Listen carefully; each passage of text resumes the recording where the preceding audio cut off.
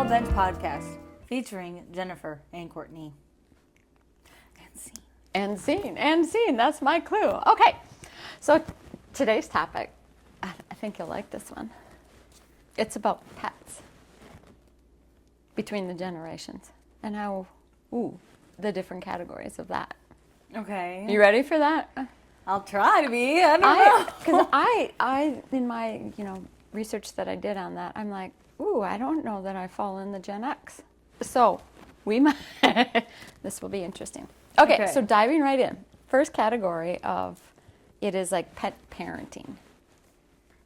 That dogs aren't outside anymore.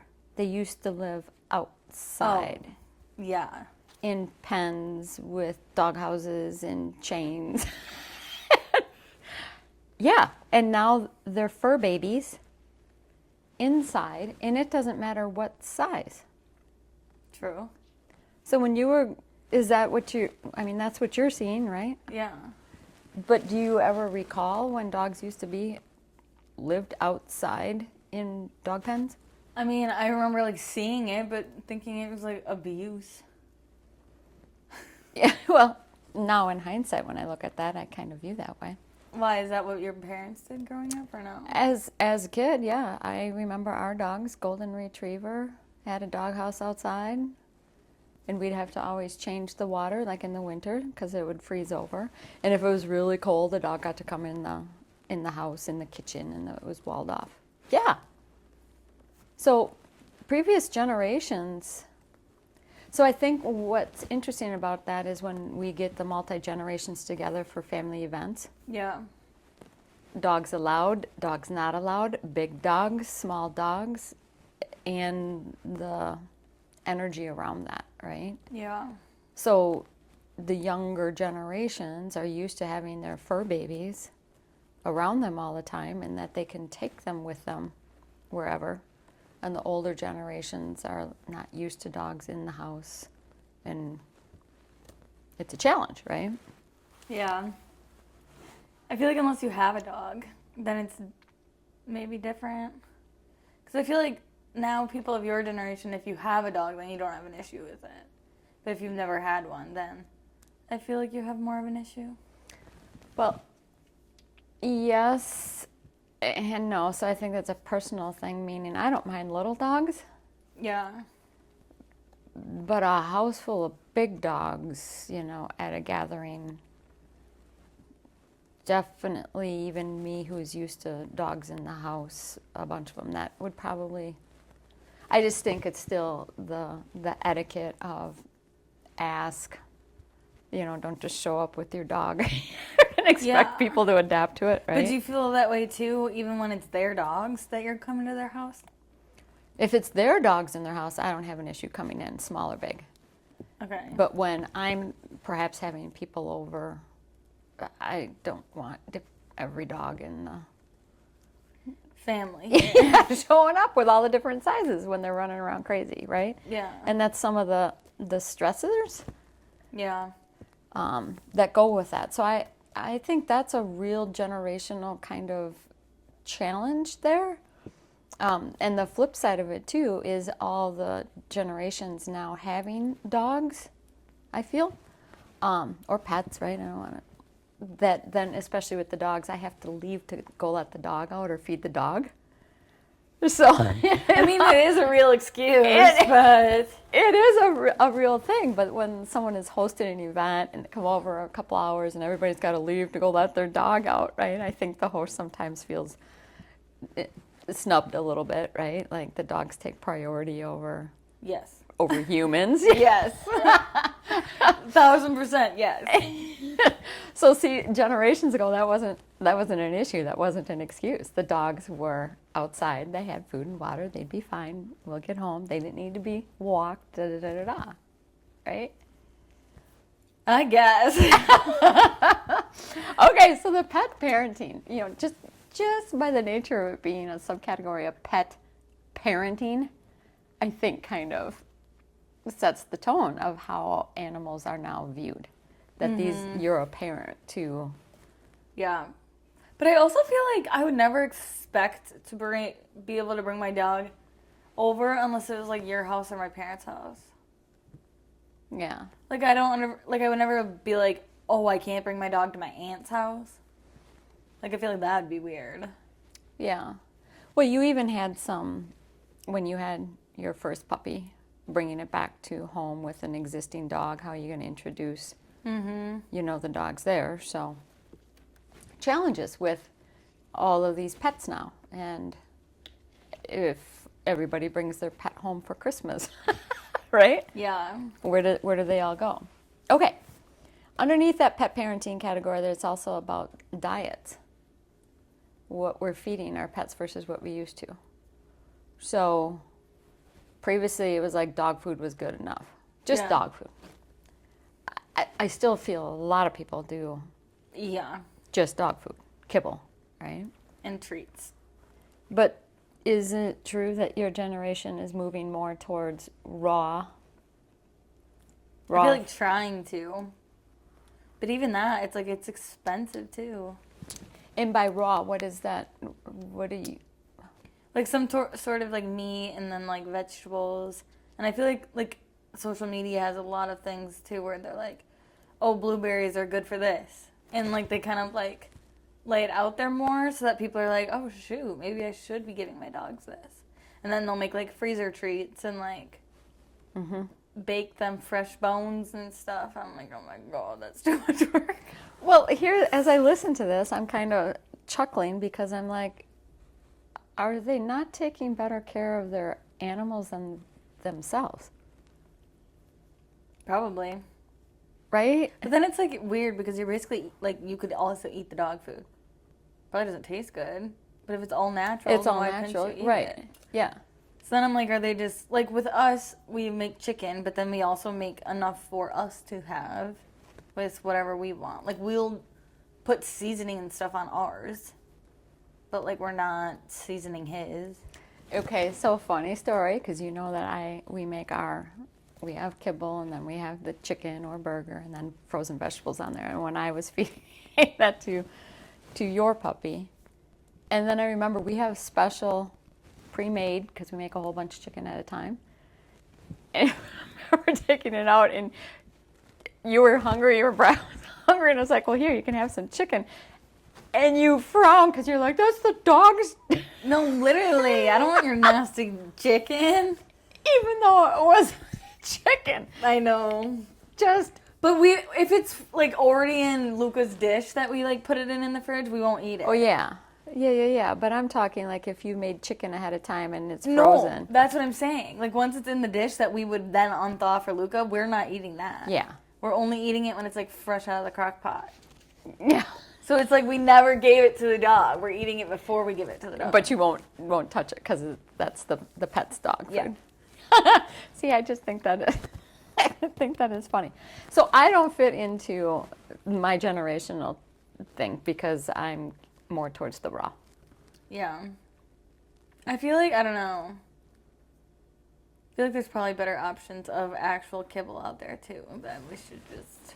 Yeah. But it's like $700 billion quadrillion a bag. Yeah. And it's like I get that, but it's also like that's so expensive. Like so expensive. It's a lot of work, doing the raw thing. But okay, pet parenting. We are stepping up to provide good food for our little fur babies. The other one under that category was Generation X will try home remedy type things first. And your generation leans more towards a vet first approach. True? Probably, yeah. And why? I don't know. I was just wondering, with... Probably because it's like those are our kids. We'd rather just like take them in and be safe than not. Even though all of the support things out there on YouTube and, Ask a Vet and da-da-da-da-da. But I feel like most things you look up, it tells you to go to the vet. So it's like you might as well just go. Okay. All right. We'll close that topic on that one. I'm more of a still try before I end up, at the vet. Yeah. It's with caution and care, right? But right. yeah. Okay, the other next category, technology and pet care. You're making fun of me because I have a camera. Anything? Anything come to mind? So right away, someone. All of my, like, a lot of my clients and everything, like, people my age have cameras for their dogs. But I don't have one that spits treats or anything. So that was interesting. One of the first things, that came up is pet cameras. Mm-hmm. So that when you're not at home, this camera's running 24-hour. Is it run 24/7? You shut it on and off? Well, mine doesn't record anything. Oh, So mine's just like a live footage thing, but some people have it so theirs will record when they hear a noise or they have movement for longer than 2 minutes or something. Like, you can have all these settings if you buy like a super expensive one. But mine's just like $30. And can you talk into it and he hear it? Yeah, but it's kind of not the greatest quality. Okay, so like if you saw him chewing on a Yeah. shoe, then you could. I could go on and be like, look up. That's interesting. But, yeah, that wasn't there for me.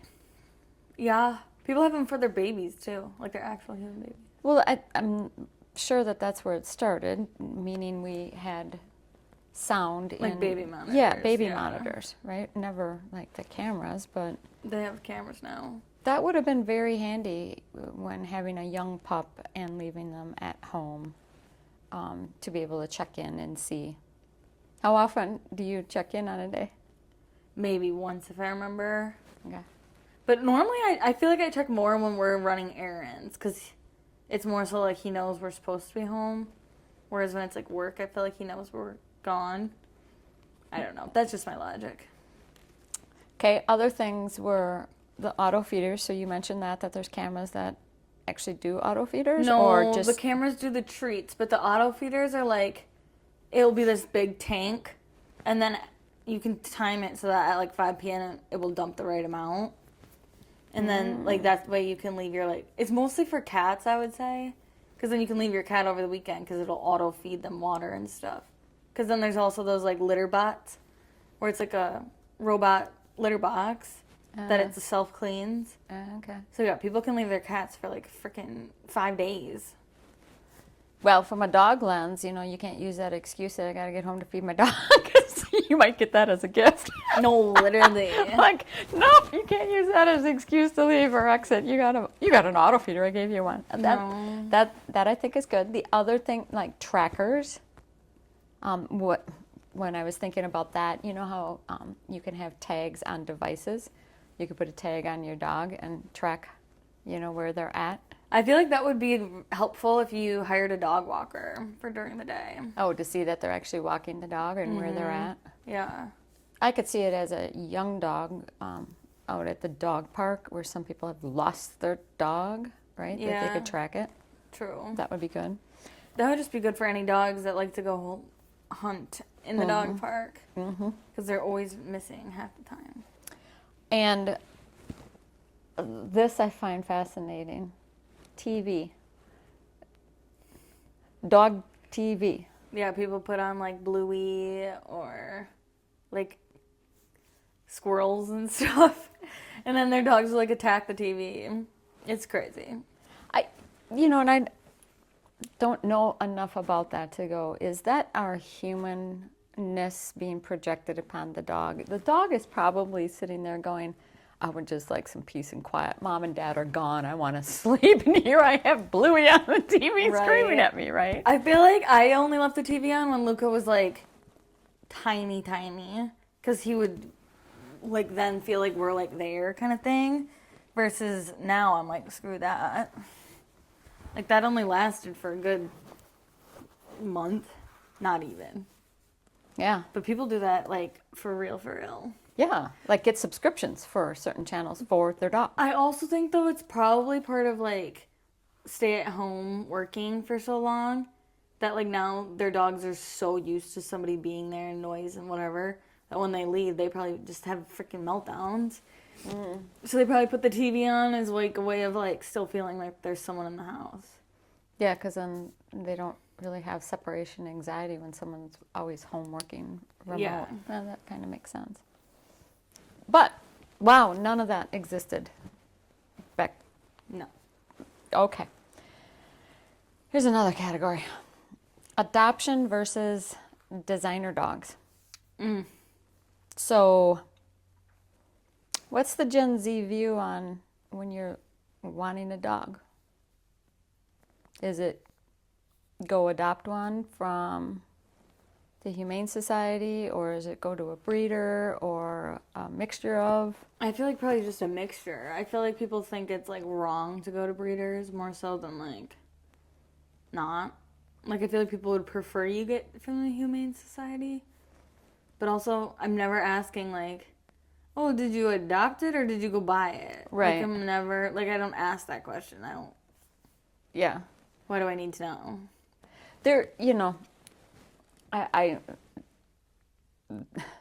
the thing that you had said, I think most people would prefer that it be adopted versus the breeder, but then there's that whole rescue dog category, right? It's all just really confusing as far as, is the rescue really a rescue, or it was an abundance being bred in, right? Mm-hmm. But that was the controversial subcategory of, should you go to a breeder, should you adopt? And I think there's a politically correct answer, and then there's a individuality as far as choice. I have had both and loved both of them. Yeah. Right? So Both Bruno, my parents' dog, and Luca are both like accident children. I'm almost positive. I know for sure Luca is an accident. But it's like that's what I would probably do, but also I would probably go on like those like pet finder or whatever websites and try to find one that way, but that's also because I can't deal with shedding. right. So when you're looking for a specific type of Dog, you almost have to. yeah. Because I don't know, like when I was looking before Luca became an option, like I was looking on like the Humane Society, like all the things, but I was also searching for small dogs that had poodle mix so that Yep. I could have something that wouldn't be not working for me, you know? I think it's important to get what works for you, otherwise you're not going to be happy. You're going to have to give it back or give it Yeah. to somebody else or... I mean, and we had that scenario where in the COVID years, everybody was home, everybody wanted a dog, and other people were sitting there going, yeah, and when we all go back to work, what are you going to do with the dog, right? You see a lot of that.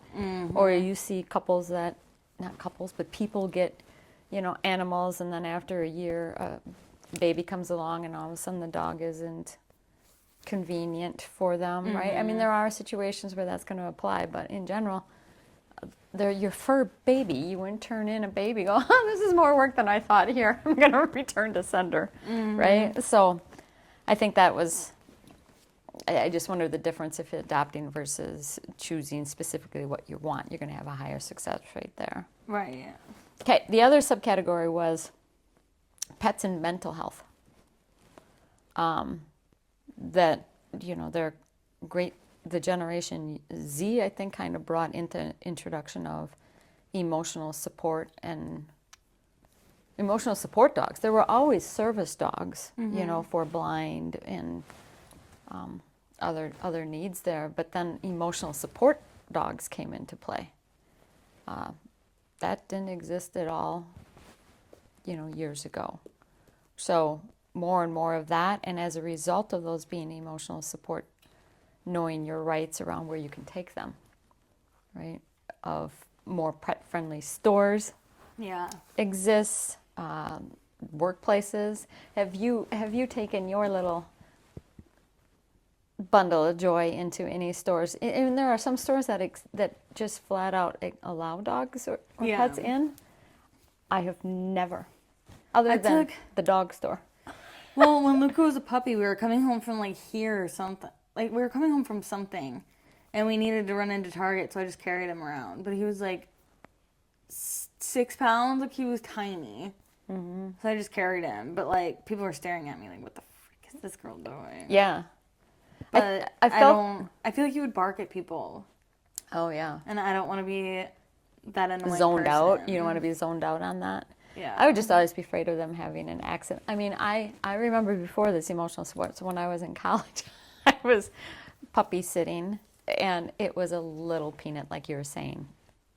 And Sundog was her name, and she fit in my purse. And I needed to go to the grocery store, and I just stuck her in my purse, and we're walking down the aisle. Boop, she sticks her head out, and I shoved it back in, right? Oh. So that would have been like totally taboo, back then to do that. But I feel like we saw a lot more dogs, in particular. I don't see cats well, they're kind of. I feel like in like strollers I see cats sometimes. Oh yeah. But not in stores, I feel, but like walking around outside. I haven't seen many pets in stores lately. Well, do you go to no, I'm just kidding. That's a fair question. I don't get out a lot. Where was I? I don't know. I was at some store the other day and there was a dog, like Lucas size, just walking. I feel like it's always more suited for the small dog owners. Yeah. I mean, I don't ever see big dogs in the store. Unless it's like a trained dog that actually has like a medical vest on or whatever. Right. Then they're always big. And they're always so adorable. They're golden retrievers, and you really want to go up and pet them, and it's like, do not pet. Tears. Literal And that just tears. makes me want to pet Or them more. black labs. I've seen a lot of black labs. Oh, really? Yeah. Black lab that I had was not a good dog to be doing that kind of service. No. They have to go through so much training. And like half the time they don't pass. Like that's sad. Then what? Do people just get to adopt them? We have a couple neighbors around that do that foster parenting and training. Oh, that's so cute. And because they're in training sort of things, they can take them anywhere. Whereas your emotional support thing, you're kind of restricted on where you can take them, right? But yeah. Okay. Another category. More on the cost side. Pet insurance. I don't have it. I looked into it, and ultimately it wasn't the right fit for what we needed. But wow, there's a big market for that. Grooming services. Those are expensive, I think. I think my parents pay like $60 every 6 weeks or something. I don't know if that's before or after tip, but. Well, I knew you were going to be doing that when you got Luca. And then? Do it ourselves now. Yeah. But even now, I'm like, sometimes I'm like the damn hassle of it. And I know that they could do a better job than I can, but good enough. Yeah, you buy the necessary, I don't know. So that kind of fits into the whole thing. Now, again, back in my day, we had probably the bigger dogs. I don't know what happened to little dogs back in the day. But the big dogs were out. Yeah. They weren't ever professionally groomed. No. So They probably didn't even get a bath ever. Yes, they did. They got Mother Nature. Yeah, right. Like that's healthy. So maybe I'm connecting the dots that we groomed smaller and smaller, we bred smaller and smaller animals, and the smaller the animals, the mixes that we're doing need the grooming, like the poodles, the Maltese, the Shih Tzus, right? Yeah. So then that business got born because there was not dog grooming businesses back in I don't even know. past. I feel like we need more dog groomers though. I've always heard that they're really booked, I feel. That, and we have more grooming in not just like the haircuts, but the coloring of their. Would you do that? No. I hate that. The paint. What do we call it? It's hair painting dye. them, hair dyeing. Isn't it? It's still like dyeing their hair. It's obviously more dog safe, but I don't know. I think it's weird. So I've seen a lot more of that though. Creative expression. Some of them, even the grooming into different shapes of the animal, that was cute. Some of them have been hilarious how they've been groomed, but the colors still do kind of throw me. But I don't understand why you would groom your dog with like a fat butt or something. Like people do that, like choose to make them have like this big donk looking thing, and I'm like, that's so weird. I don't know. I'm against it. It's an expression Of what? creativity. On your dog? Yes. Paint something. And that goes right into the next thing, which is about accessories and outfits. Huge market. Yeah. Is it cute or is it cruel to be dressing up these animals? Depends what you're putting them in, I feel. Because, like, jackets and stuff to keep them warm, I feel like is fine. Or, like, cute little collars and stuff, like they're wearing a collar anyways. But I feel like when you're putting on, like, this whole elaborate array of clothes for no reason, I'm like, oh. It's, to me, it's kind of like dress up the Barbie. No, seriously. It's like dressing up a baby doll. I can see the outfits for, you know. I am a firm believer in the outfits for keeping them warm, Yeah. as you know. But maybe an outfit for Halloween costume, but... Even that, I'm like, if Luca doesn't want it on, I'll just take it off. But some of the little cute puppy, you know, like, they don't produce much body heat, so they put them in sleepers type thing. I could see that, you know. Some of them are just cute. You're like, oh, look, they're in their little onesie. Yeah, I definitely think it's so cute seeing a dog dressed up. But I'm also like, I get where it could be unnecessary. Like putting them in a hat, there's no reason for that. And one thing that isn't on here that I didn't think about was transporting pets, dogs. I guess this is about dogs, to and from places. Like they used to just like us kids back in the day, we just hopped in the car with no seatbelt. A lot of people do that still, and I don't like that. Just throwing the dog in the car and like you can see them good. like running back and forth and like up to the front and back, and I also feel like that's dangerous for whoever's driving the car. Yes. Because I'm like, you don't have any control over if that dog jumps on your freaking lap, and you hit a slippery spot on the road or whatever. I don't know. But you also have kind of grown up with this dog doing that, you know, whereas I don't know that you were intending to do that, were you? Seatbelting him? Well, at first I was putting him in a backpack and putting the seatbelt on. But I feel like I was trying to figure out like what the best option was, because you see so many different kinds. Like you can get him like a bed that has a clip on it, and like I was thinking about that. But then he got way bigger than I thought anyways, so it's probably good that I just have a seatbelt. Yeah. It clips into his harness. The harness and then the seatbelt. Because he was so small at first. I was like, I don't know how big he's going to get. And I thought he was going to be 10 pounds. So where the connection was there is it's entertaining to watch, put on the harness. You know, the dogs know which paw to go in first and click, click, right? And honestly, if I could take it back to like the parenting, a lot of like first-time parents getting a diaper on, learning how to get a diaper on, learning how to dress a baby and swaddle a baby, you're learning much earlier through having these fur babies. Fair. You know, because putting on the winter booties, watching you and Brett orchestrate around that, right? Trying to get these little booties, you know, a kid kicking the way Brett does it, just I'm but like, you're it's taking the hard way. It's training. I think it's entertaining because it's training for how to deal with kids that are kicking their boots off and fighting you. No, right? literally, or peeing on you on accident or whatever. So having gone through that whole stage, I think it's wonderful because you guys are exposed to this earlier on, right? Like how to deal with that. All right, and then the last category is training. And the previous generations trained through obedience, discipline. Yeah. The younger generations, how do you train? Same thing, like the harsh no, or... I feel like people are taking him to classes. Like, people were so surprised when I was like, no, I'm not doing that. Are they taking them to classes for socialization or... And to learn, like, how to sit and, like, actually listen to commands. Okay. But I'm not shoving his face in pee or something to make him not pee in the house. I think that's dumb.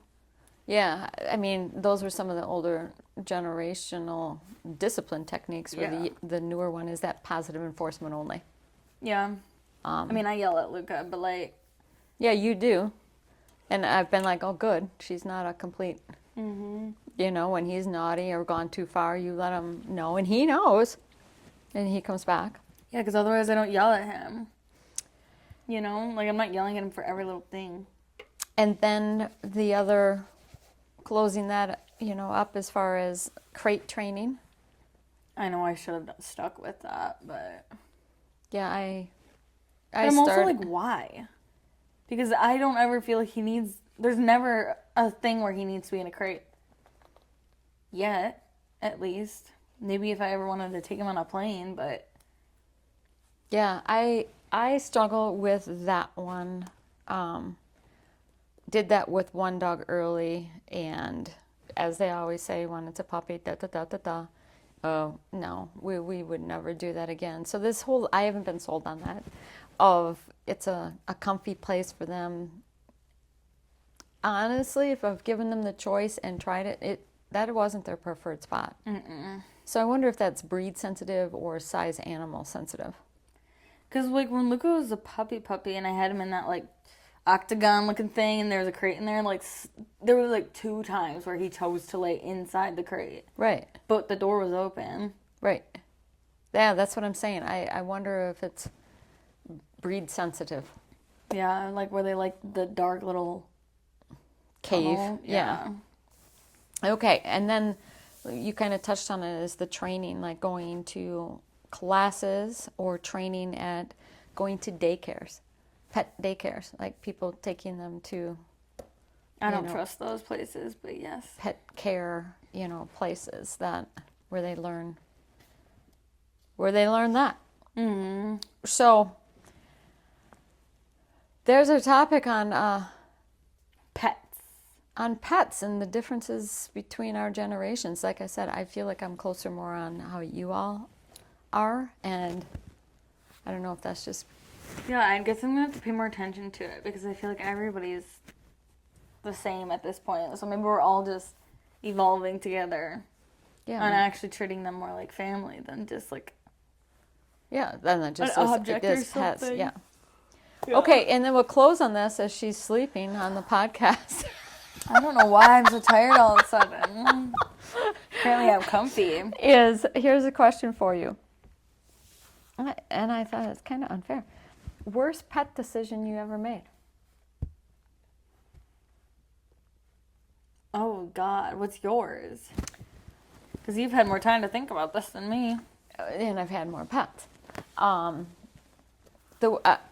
touched on it, I think, was brought a puppy home and in that kennel at night, first night or two, screeching, crying. And did you even put Maddie in the crate at all? No. So that would have been Hershey. And after 2 nights of that brutality, brought her into bed, quiet as a... And none of our dogs after that ever went into Mela a did crate. for a little bit. Not at night. I thought the one little one, and then she ended up jumping out or whatever. Oh, that right here on my bed. Yeah, but I'm talking like in a separate room where they learn. Oh. Yeah, no. Nope. So that would have been my worst decision. You're taking a puppy in particular away from its pack in a foreign environment, foreign smells. And I think they get cold, honestly, like the little dogs. Because I feel like they always want to snuggle up to you. Yes. For that heat. Because they used to do that with their like litter mates or whatever. So that would have been the worst thing I ever did. And it corrected it for the following pets, but yeah, that would be my worst. I feel like I don't have anything. Worst decision? You didn't do a decision that you would do over again? No. Nope. I might have waited longer to get his balls cut out, but like... That's just because he was so tiny still, and I feel guilty. Yeah. But that's when the vet recommended, when he was like 9 months or whatever.